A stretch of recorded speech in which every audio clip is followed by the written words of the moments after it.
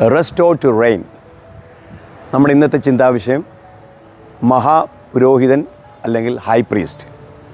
നമുക്കറിയാം, പഴയ നിയമത്തിൽ പുരോഹിതന്മാരുണ്ട്, ലേവ്യരുണ്ട്, ഒരു മഹാപുരോഹിതനുണ്ട്. ഈ മഹാപുരോഹിതന് മാത്രം വർഷത്തിൽ ഒരിക്കൽ മാത്രമാണ് ദൈവത്തിൻ്റെ സന്നിധിയിൽ പോകാൻ കഴിയുന്നത്. അതായിരുന്നു യഹൂദന്മാരുടെ പ്രമാണം. എന്നാൽ പുതിയ നിയമത്തിൽ വരുമ്പോൾ ആ മഹാപൗരോഹിത്യം നമ്മുടെ കർത്താവ് യേശു ക്രിസ്തുവിലേക്ക് വന്നു. കാരണം ലേവ്യ ഗോത്രത്തിന് മാത്രം അവകാശമായിരുന്ന ആ മഹാപുരോഹിതൻ എന്ന ആ ഒരു തസ്തിക അത് യഹൂദ ഗോത്രത്തിൽ പിറന്ന കർത്താവ് യേശുവിലേക്ക് വന്നു. Praise God. അതുകൊണ്ട് എബ്രായത്തിൽ പറയുന്നുണ്ട്, നമ്മുടെ മഹാപുരോഹിതൻ നമ്മോട് സഹതാപം കാണിപ്പാൻ കഴിയാത്തവനല്ല. പഴയ നിയമത്തിലെ മഹാപുരോഹിതന്മാർക്കൊന്നും അങ്ങനെ സഹതാപമൊന്നുമില്ല, അവർക്ക് ലോയാണല്ല. പക്ഷേ പുതിയ നിയമത്തിലെ കർത്താവായ യേശു എന്ന മഹാപുരോഹിതൻ നമ്മുടെ ഏത് ബലഹീനതയിലും നമ്മോട് സഹതാപം കാണിപ്പാൻ കഴിയുന്ന ഒരു ദൈവമാണ്. Praise God. അതുകൊണ്ട് ഈ ചിന്ത നിങ്ങളെ ഭരിക്കട്ടെ.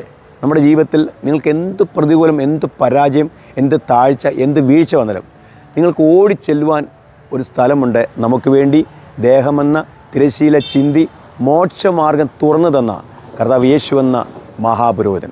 സോ ആ മഹാപുരോഹിതൻ്റെ അടുക്കലേക്ക് വരുവാൻ ദൈവം നമ്മെ ഓരോരുത്തരും സഹായിക്കട്ടെ. ഞാൻ ഒരു നിങ്ങൾക്ക് പ്രാർത്ഥിക്കാം. കർത്താവെ, പരിശുദ്ധ പിതാവേ, ഞങ്ങളുടെ ജീവിതത്തിൽ പ്രതികൂലങ്ങൾ വരുമ്പോൾ, പ്രയാസങ്ങൾ വരുമ്പോൾ കർത്താവെ, അവൻ പഴയ നിയമത്തിലെ മഹാപുരോഹിതനെ പോലെയല്ല, പുതിയ നിയമത്തിലെ മഹാപുരോഹിതൻ ഞങ്ങളോട് സഹതാപം കാണിപ്പാൻ കഴിയുന്ന ദൈവമാകൽ ഞങ്ങളുടെ ഏത് പ്രതികൂലത്തിലും പ്രയാസത്തിലും ഞങ്ങൾ കർത്താവിലേക്ക് വരുന്നു. കർത്താവ് ഞങ്ങളെ ആശ്വസിപ്പിക്കുന്നതിനായി സ്തോത്രം. നിൻ്റെ മക്കളെ ബലപ്പെടുത്തുന്നതിനായി സ്തോത്രം. യേശുവിൻ നാമത്തിൽ തന്നെ. ദൈവം അനുഗ്രഹിക്കട്ടെ. God bless you.